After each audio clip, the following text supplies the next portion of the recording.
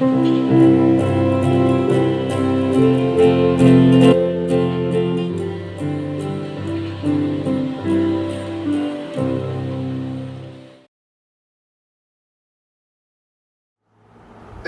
ശ്രേഷ്ഠ നാമം മഹത്വപ്പെടുവാനാകട്ടെ. വീണ്ടും വരുന്നവനായ യേശുക്രിസ്തുവിന്റെ നാമത്തിൽ എല്ലാ ശ്രോതാക്കൾക്കും എൻ്റെ സ്നേഹ വന്ദനം. വീണ്ടും ഒരു പുതുവർഷത്തിലേക്ക് നാം നടന്നെടുക്കുകയാണല്ലോ. വളരെ പ്രതീക്ഷയോടും ശുഭാപ്തി വിശ്വാസത്തോടും 2025 പാദം ഊന്നുന്ന നാം ഒരു തിരിഞ്ഞുനോട്ടം നടത്തേണ്ടതല്ലേ? ജയപരാജയങ്ങളെ തിരിച്ചറിഞ്ഞുകൊണ്ട് മുമ്പോട്ടുള്ള പ്രയാണം തുടരാം. കഴിഞ്ഞ വർഷത്തിലേക്ക് തിരിഞ്ഞു നോക്കുമ്പോൾ 2024 ആരംഭത്തിൽ എന്തെല്ലാം തീരുമാനങ്ങൾ നാം എടുത്തു. പ്രായോഗിക തലത്തിൽ പലതും നിറവേറ്റുവാൻ കഴിഞ്ഞില്ല എന്നത് സത്യം തന്നെയാണ്. ഭൗതികവും ആത്മീയവുമായ ജീവിത സാഹചര്യങ്ങളിൽ പ്രതികൂലങ്ങളും പ്രയാസങ്ങളും പ്രതിസന്ധികളും അഭിമുഖീകരിക്കേണ്ടി വന്നപ്പോഴൊക്കെയും സർവശക്തനായ ദൈവം തന്റെ കരുണയാൽ നമ്മെ സംരക്ഷിച്ചുവല്ലോ. നാം അവിശ്വസ്തരായിരുന്നിട്ട് പോലും കർത്താവ് വിശ്വസ്തനായി നമ്മോട് കൂടെ ഉണ്ടായിരുന്നതിനാൽ നമുക്ക് ആത്മാർത്ഥമായി നന്ദിയും സ്തോത്രവും അർപ്പിക്കാം. നമ്മോടൊപ്പം യാത്ര ചെയ്ത പലരും വീണുപോയപ്പോഴും ദൈവത്തിന്റെ മഹാസ്നേഹവും കരുതലും മാർഗനിർദ്ദേശങ്ങളും തന്ന് നമ്മെ നിലനിർത്തിയിരിക്കുന്നതിനായി നന്ദി കരയറ്റാം. നമ്മുടെ കർത്താവ് ഇന്നലെയും ഇന്നും നാളെയും അനന്യൻ തന്നെയാണ്. നമ്മെ മുഴുവനായി അറിയുന്ന ദൈവം മുമ്പാകെ നമ്മെ സമർപ്പിച്ചതുകൊണ്ട് നമ്മുടെ ജീവിതത്തിൽ വന്നുപോയ കുറവുകളെയും ബലഹീനതകളെയും പിന്മാറ്റങ്ങളെയും ശോധന ചെയ്യാം. 2025 നമുക്ക് ലഭ്യമാകുന്നു എങ്കിൽ വന്നുപോയ കുറവുകളെ പരിഹരിച്ച് യേശു കർത്താവിൽ പൂർണ്ണമായി ആശ്രയിച്ചുകൊണ്ട് സമർപ്പണത്തോടെ പുതിയ തീരുമാനങ്ങൾ എടുക്കാൻ പ്രാർത്ഥനയോടെ നമ്മുടെ കർത്തവ്യങ്ങൾ നിർവഹിക്കാം. ഈ പുതു അവസരത്തിൽ ചിന്തയ്ക്ക് ആധാരമായി യിരെമ്യാ പ്രവചനം 17-ാം അധ്യായം 5, 7, 8 വാക്യങ്ങൾ നമുക്ക് പരിശോധിക്കാം. യഹോവ ഇപ്രകാരം അരുളി ചെയ്യുന്നു: മനുഷ്യരിൽ ആശ്രയിച്ച് ജഡത്തെ തന്നെ ഭുജമാക്കി ഹൃദയം കൊണ്ട് യഹോവയെ വിട്ടുമാറുന്ന മനുഷ്യൻ ശപിക്കപ്പെട്ടവൻ. യഹോവയിൽ ആശ്രയിക്കുകയും യഹോവ തന്നെ ആശ്രയം ആയിരിക്കുകയും ചെയ്യുന്ന മനുഷ്യൻ ഭാഗ്യവാൻ. അവൻ വെള്ളത്തിനരികെ നട്ടിരിക്കുന്നതും ആറ്റരികെ വേരൂന്നിയിരിക്കുന്നതുമായ വൃക്ഷം പോലെയാകും. ഉഷ്ണം തട്ടുമ്പോൾ അത് പേടിക്കുകയില്ല, അതിന്റെ ഇല പച്ചയായിരിക്കും. വരൾച്ചയുള്ള കാലത്തും വാട്ടം തട്ടാതെ ഫലം കായ്ച്ചുകൊണ്ടേ ഇരിക്കും. ഒന്ന്, മനുഷ്യനിൽ ആശ്രയിക്കുന്നതിന്റെ വിശദവിവരങ്ങൾ നമുക്ക് നോക്കാം. സംഭവബഹുലമായ ഈ ലോകത്തിൽ പലവിധമായ പ്രശ്നങ്ങളെ നമുക്ക് അഭിമുഖീകരിക്കേണ്ടി ആയിട്ടുണ്ട്. പ്രശ്നപരിഹാരത്തിനായി ചില വ്യക്തികളിലോ ചില പാർട്ടികളിലോ ഒക്കെയും പലരും ആശ്രയിക്കാറുണ്ട്. അതിലൂടെ പ്രശ്നപരിഹാരം ലഭിച്ചേക്കുമെന്ന് അങ്ങനെയുള്ളവർ ചിന്തിക്കുന്നു.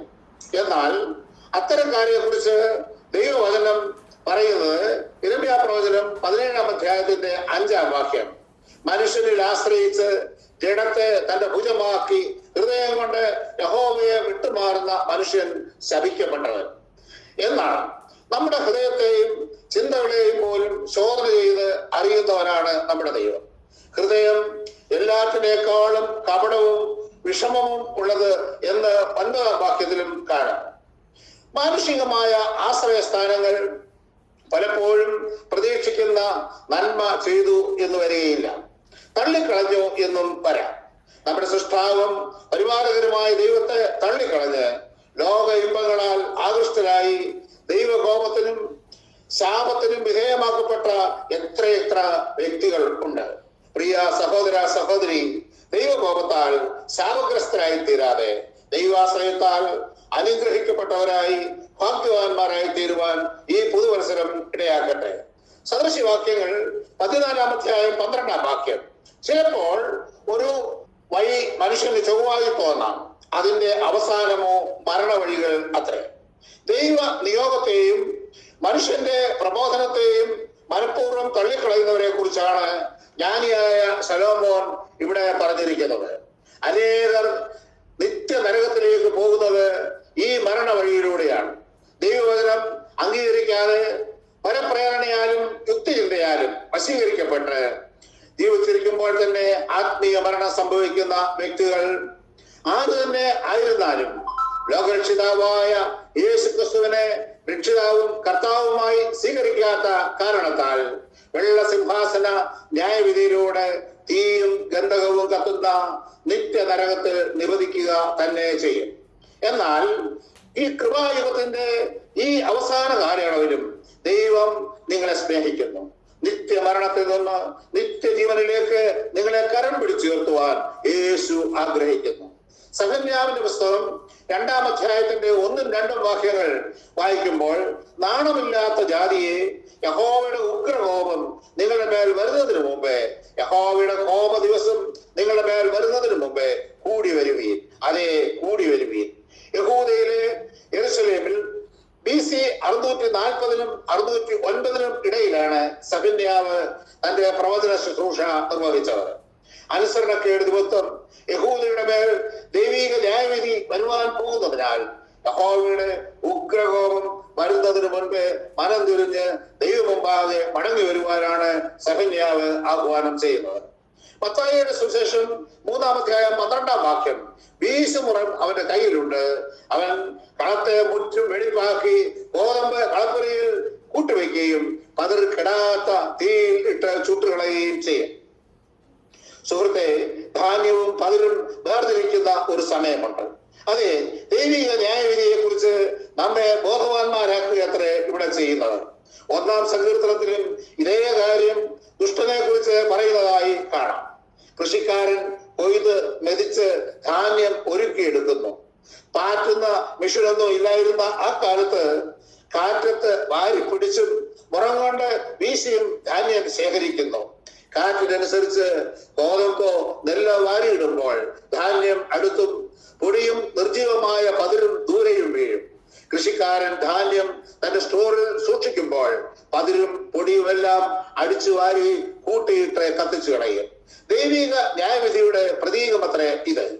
ദൈവജനം കർത്താവിനോടുകൂടെ സ്വർഗരാജ്യത്തിലേക്ക് ചേർക്കപ്പെടുമ്പോൾ ദുഷ്ടന്മാർ നിഷ്കരുണം തള്ളപ്പെടും.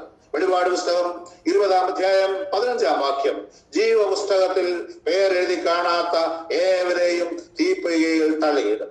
പുതുവർഷത്തിലേക്ക് പ്രവേശിക്കുവാൻ ഒരുങ്ങുന്ന നാം നമ്മുടെ ജീവിതത്തെ ഒന്ന് പരിശോധിക്കൂ. ജഡത്തിൽ ആശ്രയിച്ചുകൊണ്ട് ഹൃദയം കൊണ്ട് യഹോവയെ വിട്ടുമാറിയാണോ ജീവിക്കുന്നത്? 2024-ന്റെ അവസാനത്തിൽ 2025-ന്റെ ആരംഭത്തിൽ നമ്മുടെ ജീവിതത്തെ ഒന്ന് ശുദ്ധീകരിക്കാം. ദൈവത്തിൽ ആശ്രയിച്ചുകൊണ്ട് ദൈവകൽപ്പനകൾ അനുസരിച്ചുകൊണ്ട് ഭാഗ്യകരമായ ജീവിതത്തിന് ആരംഭം കുറിക്കാം. രണ്ടാമതായി, യഹോവയിൽ ആശ്രയിക്കുകയും യഹോവ തന്നെ ആശ്രയമായിരിക്കുകയും ചെയ്യുന്നവൻ ഭാഗ്യവാൻ. പ്രവചനം 17-ാം അധ്യായത്തിലെ 7-ാം വാക്യം, യഹോവയിൽ ആശ്രയിക്കുന്നവൻ സന്തുഷ്ടനാണ്, ജീവപുസ്തകത്തിൽ പേരുള്ളവരാണ്, ദൈവവചനം ജീവിത പ്രമാണമായി അംഗീകരിക്കുന്നവനാണ്, രാവെന്തോ പകലെന്തോ വ്യത്യാസം കൂടാതെ വചനം ധ്യാനിക്കുന്നവരാണ്. അവൻ യേശുക്രിസ്തുവിൽ അടിയുറച്ച് വിശ്വസിക്കുന്നവരാണ്. 125-ാം സങ്കീർത്തനത്തിന്റെ 1-ാം വാക്യം, യഹോവയിൽ ആശ്രയിക്കുന്നവർ കുലുങ്ങാതെ എന്നേക്ക് നിലനിൽക്കുന്ന സിയോൻ പർവ്വതം പോലെ ആകുന്നു. യിരെമ്യാവ് പറയുന്നത് കൂടി നമുക്കൊന്ന് നോക്കാം. യിരെമ്യാ പ്രവചനം 17-8, അവൻ വെള്ളത്തിനരികെ നട്ടിരിക്കുന്നതും ആറ്റരികത്ത് വേരൂന്നിയിരിക്കുന്നതുമായ വൃക്ഷം പോലെ ആകും. ഉഷ്ണം തട്ടുമ്പോൾ അത് പേടിക്കുകയില്ല, അതിന്റെ ഇല പച്ചയായിരിക്കും. വരൾച്ചയുള്ള കാലത്തും പാട്ടം തട്ടാതെ ഫലം കായ്ച്ചുകൊണ്ട് ഇരിക്കും. 1-ാം സങ്കീർത്തനത്തിൽ കാണുന്ന ചിന്തയാണ് ഇവിടെയും പ്രതിപാദിച്ചിരിക്കുന്നത്. 1-ാം സങ്കീർത്തനത്തിന്റെ 3-ാം വാക്യം, അവൻ ആറ്റരികത്ത് നട്ടിരിക്കുന്നതും തക്ക കാലത്ത് ഫലം കായ്ക്കുന്നതും ഇല വാടാത്തതുമായ വൃക്ഷം പോലെ ഇരിക്കും. അവൻ ചെയ്യുന്നതൊക്കെയും സാധിക്കും. നീതിമാനെയും ദുഷ്ടനെയും കുറിച്ചുള്ള ഒരു താരതമ്യ പഠനമാണ് 1-ാം സങ്കീർത്തനത്തിൽ നാം കാണുന്നത്. യഹോവയിൽ ആശ്രയിക്കുന്നവനും യഹോവ തന്നെ ആശ്രയമാക്കിയിരിക്കുന്നവനും എങ്ങനെയുള്ളവനാണെന്ന് നേരത്തെ പറഞ്ഞുവല്ലോ. അവൻ യേശുക്രിസ്തുവിന്റെ കാൽവരി രക്തത്താൽ കഴുകൽ പ്രാപിച്ചവനാണ്. അവൻ ഒരു വന്യവൃക്ഷമല്ല, ദൈവത്തോടുള്ള അനുസരണത്തിൽ വചനം അനുസരിച്ച് ശ്രദ്ധയോടെ നട്ടു വളർത്തപ്പെട്ട വൃക്ഷമാണ്. അവന്റെ സ്ഥാനം എവിടെയാണെന്ന് ശ്രദ്ധയോട് നോക്കാം. ആറ്റരികത്ത്, അതായത് ആറിന്റെ തീരത്ത് നല്ല എക്കൽ മണ്ണ്, അതായത് നല്ല വളക്കൂറുള്ള മണ്ണും നനവുള്ള സ്ഥലവും. ഒരു ദൈവവേദൽ ജീവജല നദിക്കരയിൽ നട്ടുപരിപാലിക്കപ്പെടുന്ന ഒരു വൃക്ഷമാണ്. ഹല്ലേലൂയ. പരിശുദ്ധാത്മാവാകുന്ന ജീവജല നദിയുടെ വറ്റിപ്പോകാത്ത ഉറവ അതിന്റെ ഇലവാടുവാൻ ഒരിക്കലും അനുവദിക്കുകയില്ല. അതുകൊണ്ട് അത്യുഷ്ണമുണ്ടായാലും അതിന് പേടിയില്ല, അതിന്റെ ഇല വാടിപ്പോവുകയില്ല. ഇലകളാണല്ലോ വൃക്ഷത്തിന്റെ ഭംഗി നിലനിർത്തുന്നത്. അത് കടുത്ത വേനലിലും നിത്യ ഹരിതമായിരിക്കും. പ്രിയ സഹോദര സഹോദരി, ക്രിസ്തീയ ജീവിതം ഇലകളും ഫലങ്ങളുമായ സൽപ്രവൃത്തികളാൽ സമ്പുഷ്ടമായിരിക്കേണ്ടത് ആണ്. ഇലകളും ഫലങ്ങളും ചെടിയുടെ ഫലദായകത്വത്തെ വെളിപ്പെടുത്തുന്നത് പോലെ സൽപ്രവൃത്തികളാൽ വെളിപ്പെടുന്ന ആത്മീക ജീവിതം വിശ്വാസ ജീവിതത്തിന് അനുപേക്ഷണീയം ആണ്. നീതിമാൻ തക്ക കാലത്ത് ഫലം പുറപ്പെടുവിക്കുന്നവരാണ്. മത്തായി സുവിശേഷം 3-ാം അധ്യായത്തിന്റെ 6-ാം വാക്യം, മാനസാന്തരത്തിന് യോഗ്യമായ ഫലം കായ്പ്. ഒരു വ്യക്തി പാപത്തോട് വിട പറഞ്ഞ് യേശുക്രിസ്തുവിലാകുന്നതാണല്ലോ മാനസാന്തരം എന്ന് പറയുന്നത്. ആ വ്യക്തി എന്നും ആ നിലയിൽ തുടരുവാനല്ല, വിശുദ്ധീകരണം പ്രാപിച്ച് നാൾക്ക് നാൾ വളരേണ്ടവരാണ്. ആ ആത്മാവിന്റെ ഫലങ്ങൾ പുറപ്പെടുവിക്കേണ്ടത് അത്രേ. ആത്മാവിന്റെ ഫലത്തെ കുറിച്ച് ഗലാത്യ ലേഖനം 5-ാം അധ്യായം 22-23 വാക്യങ്ങളിൽ നമുക്ക് കാണാൻ കഴിയും. ആത്മാവിന്റെ ഫലമോ സ്നേഹം, സന്തോഷം, സമാധാനം, ദീർഘക്ഷമ, ദയ, പരോപകാരം, വിശ്വസ്തത, സൗമ്യത, ഇന്ദ്രിയജയം എന്നിവയാണ്. ഈ ഫലങ്ങൾ പുറപ്പെടുവിക്കുന്നതിനോടൊപ്പം ആത്മാക്കളെ നേടുവാനുള്ള ശുശ്രൂഷയും ദൈവമക്കൾക്ക് നൽകപ്പെട്ടിരിക്കുന്നു. ഓരോ വിശ്വാസിക്കും തക്ക സമയത്ത് ഫലം കായ്ക്കത്തക്കവണ്ണം വ്യത്യസ്ത ശുശ്രൂഷകൾ ആണ് നൽകപ്പെട്ടിരിക്കുന്നത്. പ്രിയ സുഹൃത്തെ, ക്രിസ്തീയ ജീവിതം അനുഗ്രഹകരവും ഫലദായകവും ആകണമെങ്കിൽ താങ്കളുടെ ജീവിതം യേശുക്രിസ്തുവിന് സമർപ്പിക്കുക. സ്വയം നിയന്ത്രണം അപജയങ്ങൾക്ക് ഇടയാക്കിയേക്കാം. ദൈവം നമ്മുടെ ജീവിതത്തിന്റെ നിയന്ത്രണം ഏറ്റെടുക്കുമ്പോൾ രോഗപ്രകാരം കഷ്ടതകളോ ദുഃഖങ്ങളോ അനുഭവിക്കേണ്ടി വന്നാലും അവിടെയും ദൈവത്തിന്റെ സാന്നിധ്യവും സാമീപ്യവും അനുഭവിക്കുവാൻ നമുക്ക് കഴിയും. 119-ാം സങ്കീർത്തനം 71-ാമത്തെ വാക്യത്തിൽ, നിന്റെ ചട്ടങ്ങൾ പഠിക്കുവാൻ തക്കവണ്ണം ഞാൻ കഷ്ടതയിലായിരുന്നത് എനിക്ക് ഗുണമായി എന്ന് സങ്കീർത്തനക്കാരൻ പറയുന്നു. അതിനാൽ നമ്മുടെ സമയം, നമ്മുടെ കഴിവുകള്, പണം ഇവ പാഴാക്കി കളയാതെ ദൈവിക നിയന്ത്രണത്തിനായി ഏൽപ്പിച്ചു കൊടുക്കണം. 3-ാമതായി, പ്രാർത്ഥന ജീവിതം കൂടുതൽ ശക്തമാക്കുക. നമ്മുടെ വിശ്വാസ ജീവിതത്തിന്റെ നിലനിൽപ്പിനും വിജയത്തിനും അനിവാര്യമായത് പ്രാർത്ഥനയാണ്. യേശുവിന്റെ നാമത്തിൽ പരിശുദ്ധാത്മ ശക്തിയിൽ പിതാവായ ദൈവത്തെ ആരാധിക്കുന്നതാണ് പ്രാർത്ഥന. ഫിലിപ്പിയ ലേഖനം 4-ാം അധ്യായത്തിന്റെ 6-ാം വാക്യത്തിൽ, ഒന്നിനെ കുറിച്ചും വിചാരപ്പെടരുത്, എല്ലാറ്റിലും പ്രാർത്ഥനയാലും അപേക്ഷയാലും നിങ്ങളുടെ ആവശ്യങ്ങൾ സ്തോത്രത്തോടുകൂടെ ദൈവത്തെ അറിയിക്കത്രേ വേണ്ടത്. കഴിഞ്ഞ വർഷം ദൈവം നമ്മെ നടത്തിയ വിധങ്ങൾക്കായി സ്തോത്രം ചെയ്യാം. നാം അനുഭവിച്ച എല്ലാ നന്മകൾക്കായും, നമ്മുടെ ചിന്തയിൽ കഷ്ടത എന്നോ പ്രതികൂലമെന്നോ ചിന്തിക്കുന്ന എല്ലാ കാര്യങ്ങൾക്കായും എണ്ണി എണ്ണി നന്ദി അറിയിക്കുക. കാരണം കഷ്ടതയിലും നമ്മെ ചില പാഠങ്ങൾ പഠിപ്പിക്കുന്നവരാണ് നമ്മുടെ ദൈവം. മറ്റുള്ളവർക്ക് വേണ്ടി പ്രാർത്ഥിപ്പാൻ ദൈവം നമ്മെ ചുമതലപ്പെടുത്തിയിരിക്കുന്നു. മത്തായി സുവിശേഷം 18-ാം അധ്യായം 19-ാം വാക്യം, ഭൂമിയിൽ വെച്ച് നിങ്ങളിൽ 2 പേർ യാചിക്കുന്ന ഏത് കാര്യത്തിലും ഐക്യമത്യപ്പെട്ടാൽ അത് സ്വർഗസ്ഥനായ എന്റെ പിതാവിൽ നിന്നും അവർക്ക് ലഭിക്കും. വ്യക്തിപരമായും സംഘമായും ചേർന്ന് നമുക്ക് പ്രാർത്ഥിക്കാം. നാം ദൈവത്തോടൊപ്പം ചെലവിടുന്ന ഏറ്റവും അനുഗ്രഹകരവും ചരിത്രത്തെ പോലും തിരുത്തി കുറിക്കുവാൻ പോരുന്ന ദൈവശക്തി ലഭ്യമാക്കുന്നതുമായ സമയമാണ് പ്രാർത്ഥനാ സമയം. 2 ചങ്ങലകളാൽ ബന്ധിതനായി കാരാഗ്രഹത്തിൽ കിടന്ന പത്രോസിന് വേണ്ടി യെരുശലേമിലെ സഭ ശ്രദ്ധയോട് പ്രാർത്ഥിച്ചപ്പോൾ സംഭവിച്ച അത്ഭുതം നമുക്ക് എല്ലാവർക്കും അറിയാവുന്നതാണല്ലോ. അപ്പോസ്തല പ്രവൃത്തി 12-ാം അധ്യായത്തിൽ ഇത് കാണുവാനായിട്ട് സാധിക്കും. 2025 എന്ന ഈ പുതുവർഷത്തിൽ നമ്മുടെ പ്രാർത്ഥനാ ജീവിതം കൂടുതൽ ശക്തമാക്കാം. വിശ്വാസത്തോടും ഐക്യത്തോടും മടുത്തു പോകാതെ നമുക്ക് പ്രാർത്ഥിക്കാം. അവസാനമായി, ക്രമമായ ദൈവ വചന പഠനം ശീലിക്കുക. പ്രാർത്ഥന പോലെ തന്നെ നമ്മുടെ വിശ്വാസ ജീവിത വളർച്ചയ്ക്ക് പരമപ്രധാനമായ കാര്യമാണ് ദൈവവചന പഠനം. നവീന ഉപദേശങ്ങളും ദുരുപദേശങ്ങളും വർദ്ധിച്ചു വരുന്ന ഒരു കാലയളവിലാണ് നാം ജീവിക്കുന്നത്. ദൈവവചനം വായിക്കുക എന്നതല്ല, അത് പഠിക്കുകയാണ് വേണ്ടത്. നാം ആത്മാർത്ഥമായി ശ്രമിച്ചാൽ നമ്മുടെ ദൈനംദിന ജീവിതത്തിൽ വചനത്തിലൂടെ ദൈവം നമ്മോട് സംസാരിക്കും.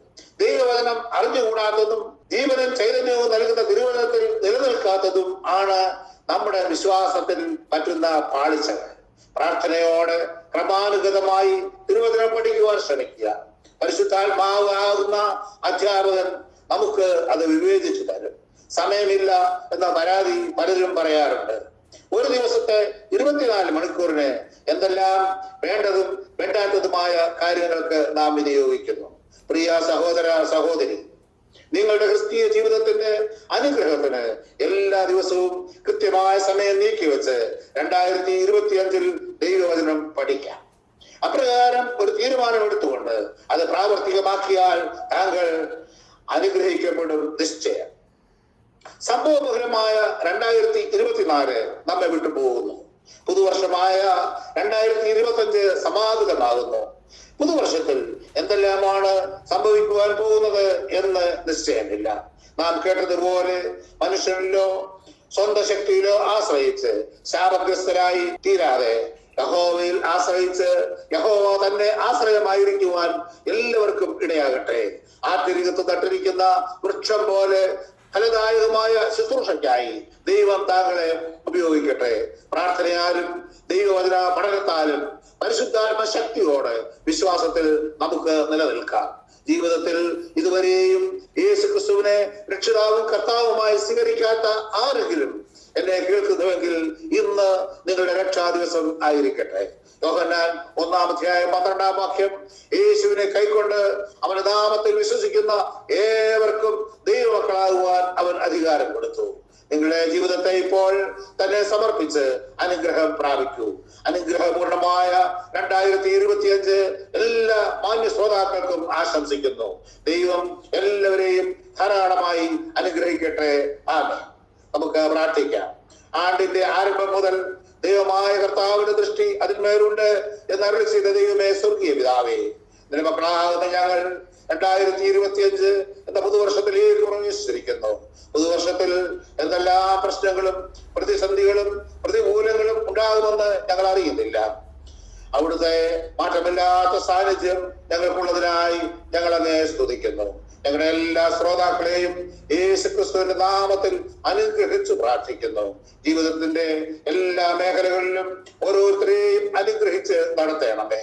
പ്രാർത്ഥനയോടും തിരുവചന പഠനത്തോടും യേശു ക്രിസ്തുവിൽ ആശ്രയിച്ചുകൊണ്ട് ഭാഗ്യകരമായ ജീവിതം നയിക്കുവാൻ ഞങ്ങളെ സഹായിക്കണമേ.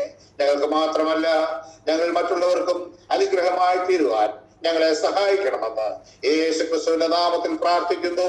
കൃപയോട് കേൾക്കണം സ്വർഗീയ പിതാവേ. ആമേൻ. ആമേൻ. പ്രിയ സഹോദരങ്ങളെ, എല്ലാ ഞായറാഴ്ചയും രാത്രി 9 മുതൽ 10 വരെ ഓൺലൈനിൽ ലെറ്റസ് പ്രേ എന്ന പേരിൽ മധ്യസ്ഥ പ്രാർത്ഥന നടത്തപ്പെടുന്നു. മീറ്റിംഗ് ലിങ്ക് ഡിസ്ക്രിപ്ഷനിൽ ചേർത്തിരിക്കുന്നു. പ്രസ്തുത പ്രാർത്ഥനയിലേക്ക് നിങ്ങളെ സ്വാഗതം ചെയ്യുന്നു. നിങ്ങളുടെ പ്രാർത്ഥനാ വിഷയങ്ങൾ ഞങ്ങളെ അറിയിച്ചാൽ നിങ്ങൾക്ക് വേണ്ടി പ്രാർത്ഥിക്കുന്നതായിരിക്കും.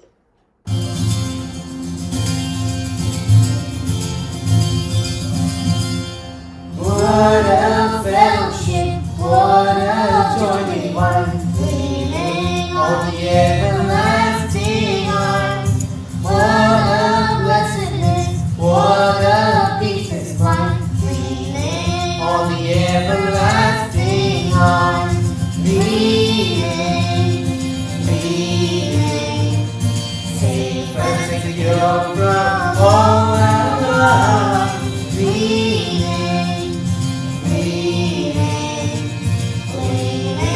On the everlasting arms.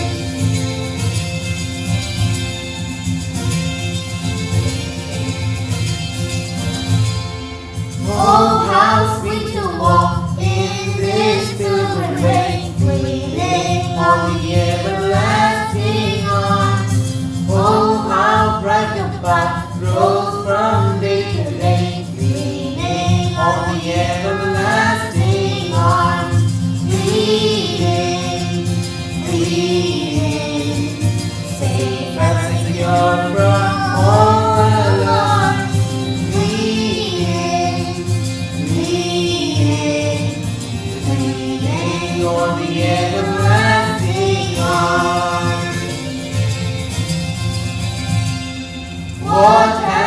to dread? What have I to fear? Leaning on the everlasting arms, I have blessed peace with my Lord so near. Leaning on the everlasting arms, leaning, safe and secure from all alarm. Leaning